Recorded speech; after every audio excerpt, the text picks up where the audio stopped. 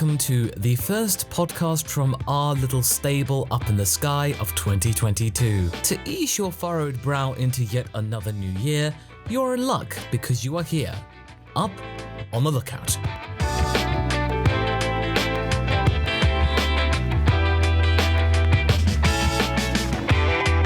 Now, for those of you who don't know, Up on the Lookout is a Dragon Ball podcast with a difference.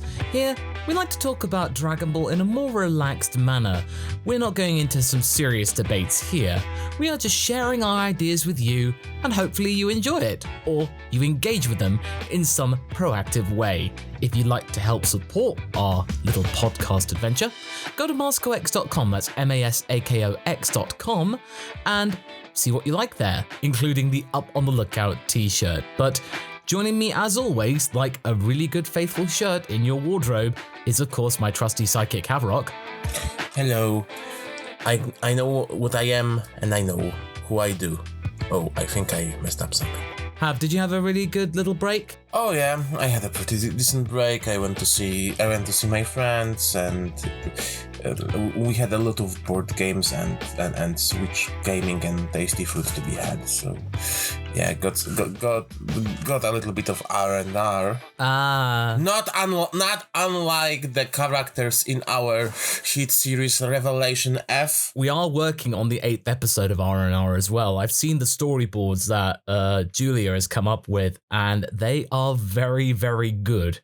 And it just reminds me, there's a couple of things I need to tweak just on my end, well, on our end really, but other than that, I hope that we can get this out before spring starts, like March ideally, if we can. That'd be awesome. But we shall wait and see about that one. But things are going much more smoothly than previously. I think we managed to get a good handle on that. But no, that's not the topic for today. What we're mainly talking about today is the idea of something that was said recently by effectively the second in command, the second of Akira Toriyama, Akio Yoku. And if you looked at my main channel, I made a quick video about it saying that this is not something that people had been clamoring for so long, the confirmation of Dragon Ball Super returning in 2022. Folks, I will reiterate it here. That is just one line which was translated from a Japanese website and Japanese conversation. So it could easily be misconstrued. And it was just a tease. And it probably wasn't really a really concrete tease either, because it was talking about the superhero movie. That's all it was talking about. And this was just saying, oh, we might have something else for you this year as well. And people assume that it's going to be the anime. We have been burned before, so we need to be careful about it. It might be, but it doesn't. But it doesn't have to be, and it might be. It might be a very different thing, and certain tentativeness in the tone of this figure is like they aren't even sure if that will be. It may as well can be one of those promos like that Shintani promo they set up last year. That's the thing. The tone of what was actually said implied that there might be a chance, as in whatever they are cooking up may not even come out this year. It may be 2023, whatever it might be. But we don't know whether it's going to be an anime or not. It could be the announcement of another movie. There could be it, because if the CGI thing works, which actually I think is starting to look better. Yeah, because I saw far less complaints about the second trailer. But again, we're not really talking about it in full detail, but I'm talking more about the reaction from it. The community reaction seemed to be a bit warmer, as it obviously meant that Gohan had something to figure in it. And yeah, you feel that Toyotaro's influence is starting to increase a little bit. Like Toriyama is listening to what Toyotaro says to him in the background, because they probably regularly talk via email. And yeah, it's starting to rub off on the original creator. Hey, now he has actually some ideas of what to do with Gohan. There you go. But the main topic I wanted to talk about today was the aftermath of that, because, yeah, you can't be too sure about what the content's going to be. But I still wanted to at least think, well, okay, let's just say that this is what people think it is. That after 3 years of oh my god, Super might be coming back. Oh no, just kidding. I've always been hopeful. Of course I wanted it to come back, and I still do, because hey, it's the main bread and butter of the channel, quite frankly, aside from the what if and discussions. And due to the whole situation around the world, like we know that it was about to almost definitely return, but like it got postponed and put in development hell, most likely. Yes, of course, and it just meant that certain things got shelved, and then people would be drafted in to make sure that the really big hitters like One Piece and the such, and probably Precure, kept going. Kept being made. To be honest, like I don't want to to make our hopes too high, but like having two complete sagas at this point feels like a very good moment to start, because they have a pretty powerful backlog. Yeah, I did see people say, oh no, you should give the manga more time, and I'm like, no, you don't really. That's 2 full sagas to go through. That's plenty of time. That's like the Moro saga you could easily make into like 30, 35 episodes. Like that's a good, I don't know, maybe like 9 months of content, including breaks and the like, 8 months at the very least. And then Granolah could easily be another 6. That's like a good year, well, just over a year's worth of content, and the manga would still be going. So you still have plenty of content, and you could easily make filler. There's plenty of time. But having said that, though, between Moro and Granolah, I don't think you could put in that much filler, because it carries on straight away.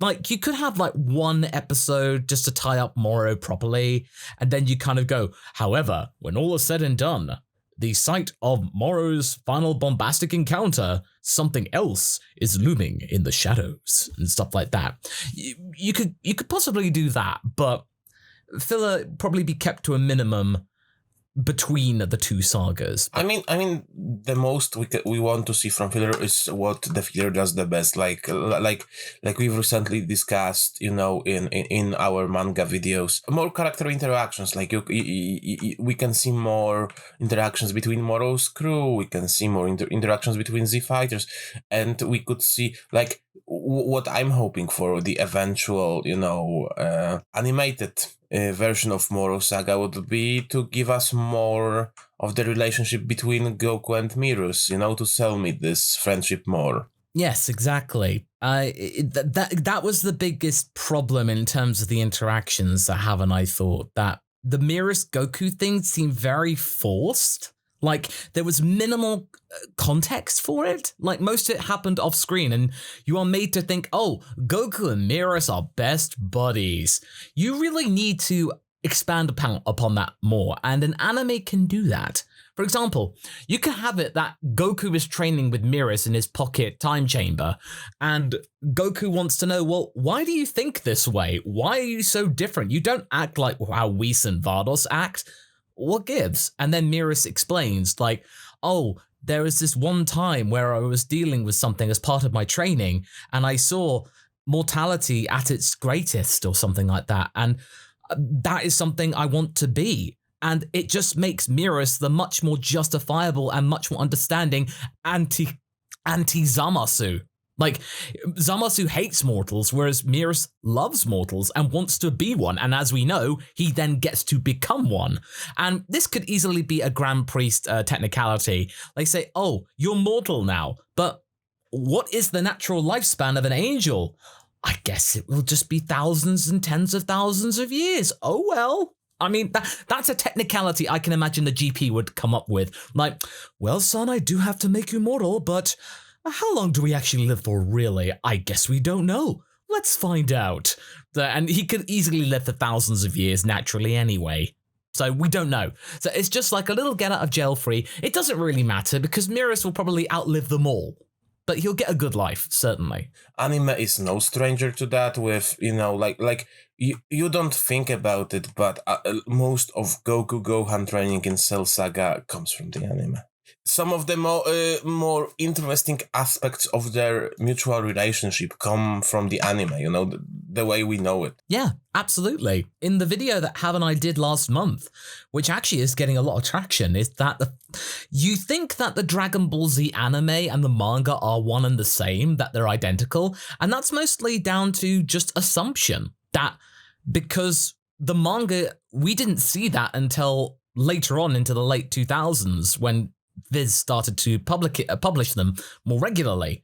So people, when they watch the anime, most likely first in the US and the UK and English-speaking markets, they thought, oh, well, surely they're the same, right? Well, when you look back at it and you read the manga of Z, you realize there are stuff missing or things that are different. Like the biggest one that blew my mind when Hav provided the initial research to me was the fact that Frieza, and I completely forgotten about this when I actually read the manga first, was he doesn't kill anyone. Frieza doesn't kill anybody. He's talked about having killed people and mass genocide and all that stuff, but in terms of people in that moment, in that scene, no. He doesn't just shoot a beam and kill a random minion or something like that when he's angry. No, he's much more respectful. And as Hab pointed out, this is just how he is in the Broly movie, which is why so many people, when they watched the movie, were like, well, why is this Frieza so respectful and allowing Berry Blue to basically talk smack about him in person? And granted, you could easily construe that to, oh, that's just Frieza becoming more mature, which is probably part of it.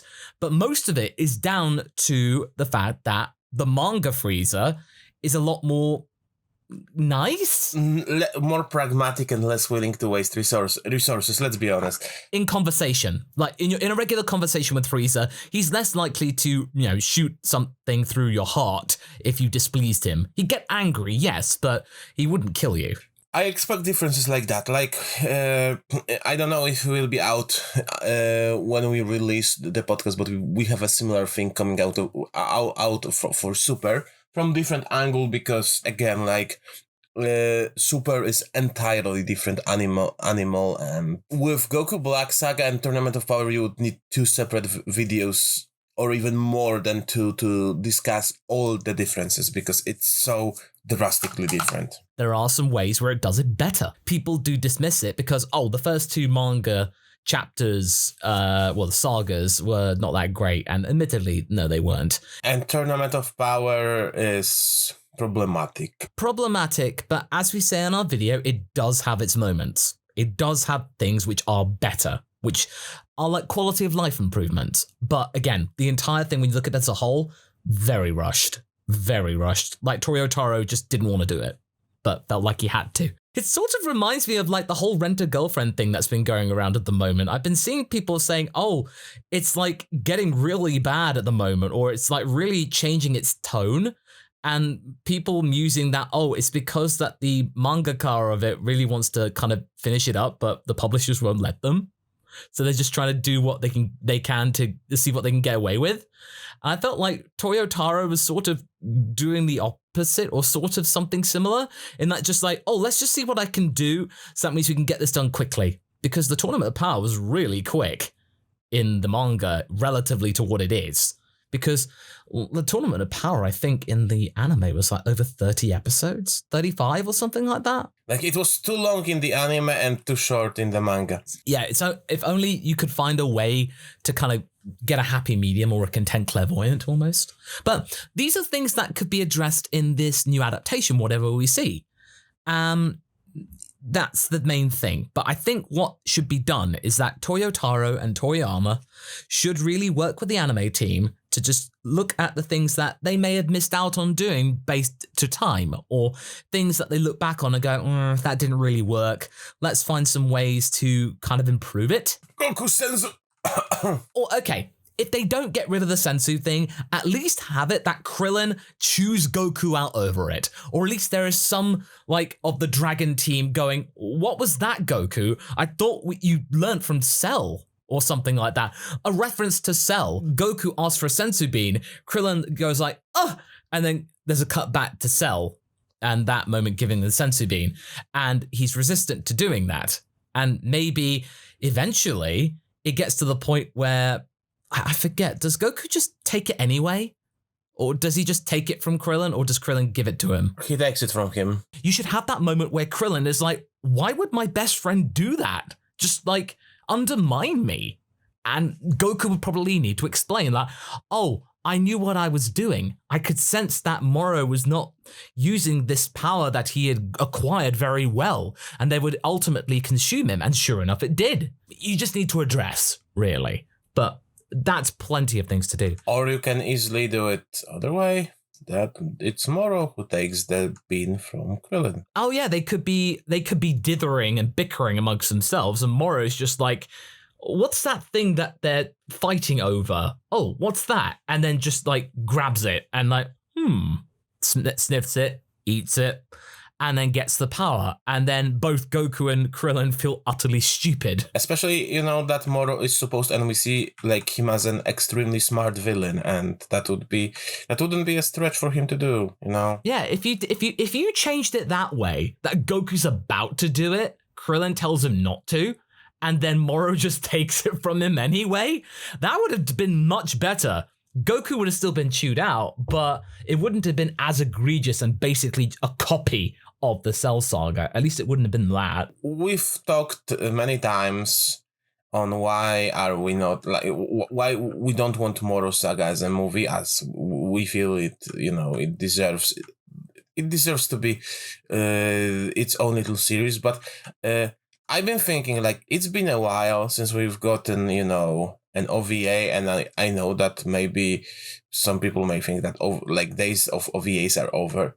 But if you think about it, like, Granolah arc is so well contained in itself that, in my opinion, it could fit into an OVA. Like you can nicely, squish things together and have a pretty decent OVA length. I wouldn't want that with Moro, but with Granolah, I'm like if that's what it takes to see it, on a small screen, I would be all up for it, to be honest. Yeah, no, I can see that, because this arc seems to be quite a bit shorter than the Moro one, and as you say, it is a self-contained story. It's mostly away from Earth.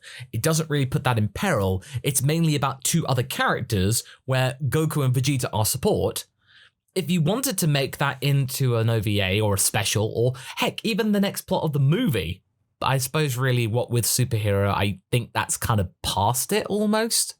But because the timing of it all is that the Granolah Saga is meant to be ending in April when the movie comes out, which will obviously be the continuation of what happens after the Granolah Saga or something like that. I agree. This could easily be something, if you wanted to boil it down to a 90-minute OVA or a 60-minute OVA, like a 3-episode special, you could do that.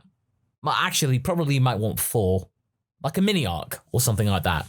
You could abridge it down to that if you really had to, because there are some things you might want to expand upon. I feel like this is a major moment for the animation team and the Dragon team in the Dragon Room, is that you got 2 whole sagas practically, probably actually going well into the 3rd saga of Super, which is post-Tournament of Power, when you would get a potential anime announcement to happen. By the time you get episodes of Moro coming out, or the continuation after the Tournament of Power, you would then have a 3rd saga well into the works in terms of the manga. So you'd have plenty of buffer to use. Like, I'd say you get a good year's worth of content already. And who knows, maybe with the announcement of the anime and they're going to be following the manga might come out quicker. They might shorten the amount of pages per chapter to like maybe 25 and then try and do one every 2 weeks. Yeah, it all remains to be seen, but I do agree, Hav, that the idea of an OVA for Granolah is plausible. For Moro, I don't think so. It's too deep for that. Granolah, possibly.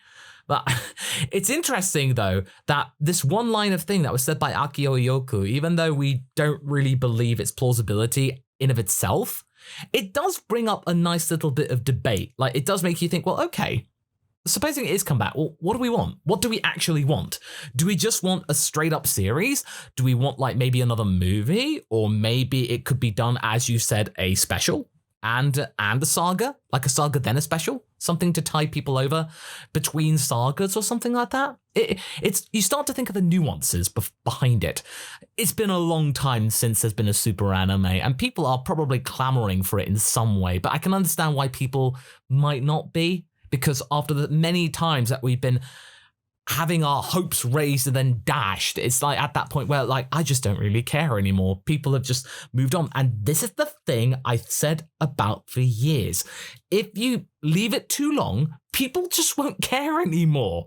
There are so many people in the comments of our videos that are like that. They go, oh, I don't really care about the anime anymore because it's taken too long to come out. Or at least there's been very little information which is concrete to say, we are working on it, we will announce it when we will announce it. There's not been any assurances from Toei about that.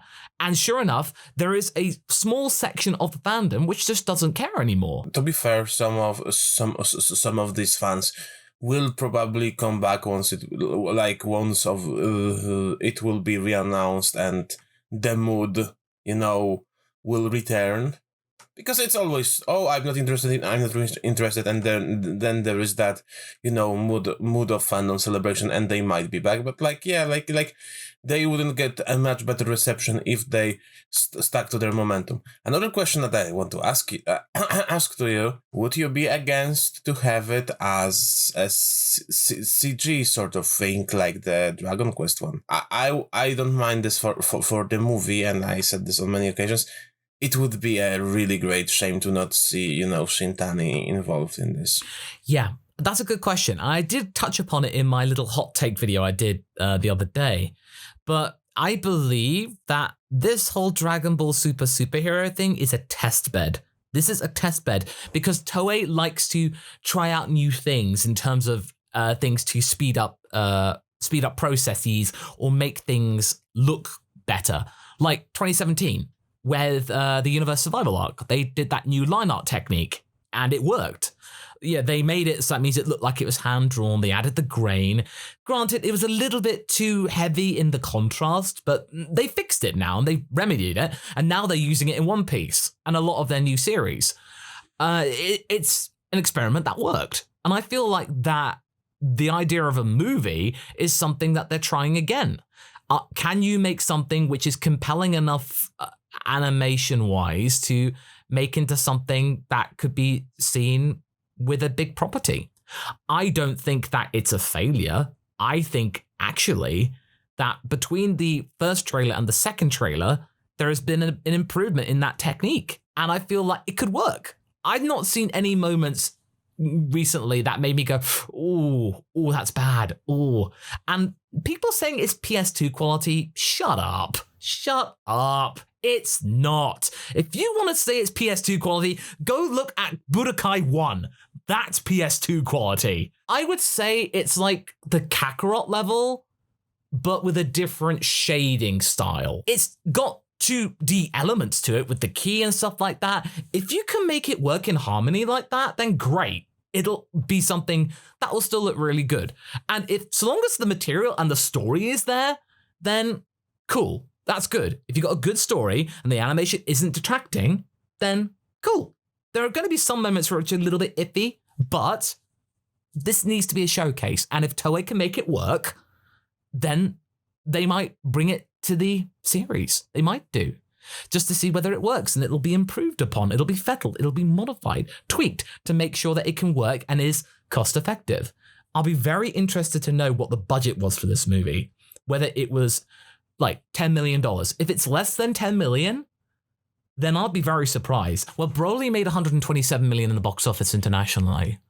I think if this can make at least 90 million, like 9 times return on its investment, I wouldn't be surprised if we see this in the anime. I would really like to see Shintani involved in the new series, or at least in the OVA. Can you imagine Ultra Ego Vegeta versus Granolah drawn by Shintani? Oh, if you had Shintani and Yuya Takahashi on it as well, those two. If you had those two on it, oh, very nice. I feel that it would be a massive victory to have at least one property. If they don't want to give us another Shintani movie or another anime, just give us a special, maybe. Just some kind of animated content in some way, like Son Goku and his friends return almost, or something like that. Just something like that. But we'll see. But I doubt that they would sit on their laurels for much longer because, there's money to be had. Of course, there's money. But either way, that's what Haverock and I think could be in the offing if Super is to return, which we don't fully buy into right now. But those are our thoughts, really. And do let us know in the comments or wherever you're listening or seeing this, and provide your feedback as well.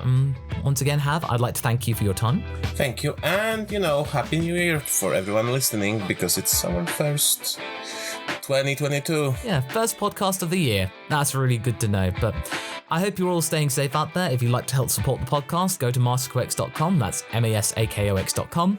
And take a look and see what kind of merch is to your liking. Or you can just leave a donation to help with the server costs as well. I hope you're all staying safe out there, and we shall see you again very soon for yet another edition of Up on the Lookout. Ta-da!